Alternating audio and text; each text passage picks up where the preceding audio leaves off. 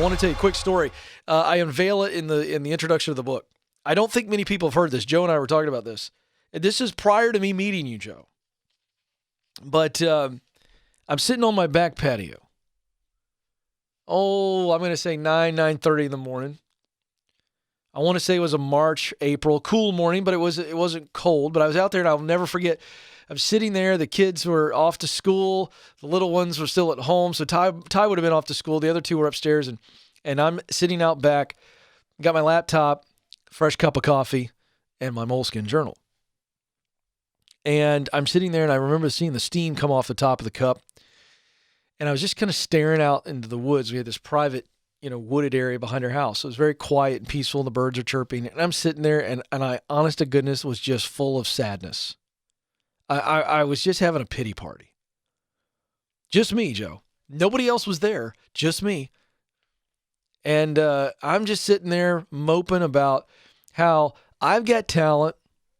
I know I can make it in radio and television. I know I can do this. I got something to say, but I just can't catch a break. Nobody is giving me a shot.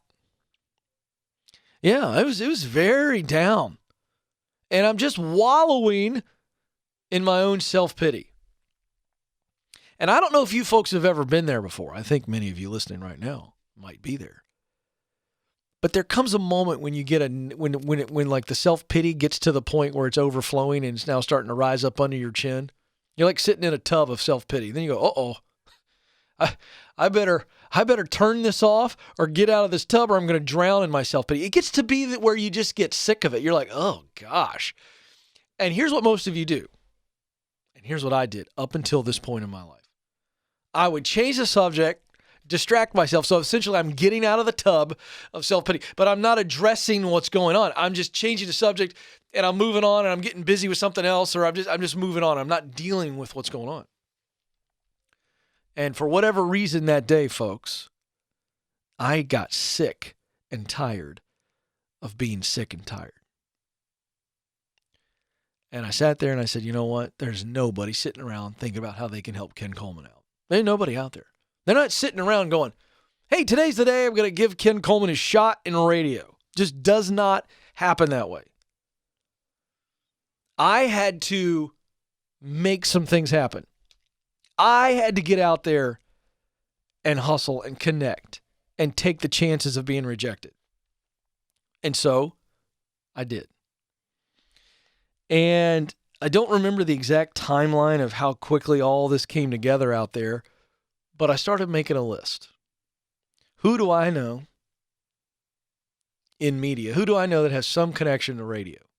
Because up to this point, Joe, I had been contacting Joel Williams by phone and leaving voicemails at WDUN in Gainesville, Georgia, because it was a local radio station. But I'm getting his voicemail. He doesn't know me from a hole in the wall. And of course, he's not going to return my call. And then I remember a lady by the name of Elizabeth. And I had met with Elizabeth about 6 months earlier as a favor to a friend. Elizabeth worked for a nonprofit, and she wanted to get some advice on how to get some sponsorships for an event. Now, I don't know if I've ever revealed this on the show, but Stacy and I at that time, my day job was my own company, and we were selling sponsorships to live events. So when the friend asked me, would you meet with my friend Elizabeth? I said, of course. Of course I'll do that. And so I thought, well, maybe we'll get some business out of it. I don't know, but I'm going to go because it's a good friend, a very good friend. So I go have lunch with this good friend and Elizabeth. He introduces us. We have a nice conversation. And somewhere in that conversation, folks, I remember her mentioning that her family owned a radio station. Now, in that moment, I was in stuck mode. And I didn't think, I was just I hadn't have anything going on for me. And I'm wishing and dreaming and not doing a stinking thing. So much to the point that when she said it at lunch, I didn't react to it, Joe. You know me, I should have said, well, what station is that? All right. Story's wrapping. Stay focused. She says that to me in that lunch, and I go, oh, okay. And then she says, I've actually heard you on the Catalyst podcast, which was a podcast I was hosting at the time. in the Christian leadership space. It was a big podcast, and I was hosting that. And keep in mind, I didn't want to get into Christian media. I wanted to go into secular media. So anyway, these two things happen at the table, but I'm so dull and so numb to what's going on in my non-career that beaten down. And so I didn't make the connection, Joe. Fast forward, I'm on the patio. I've decided to give myself a pep talk. Pity's gone. Now we're peppy.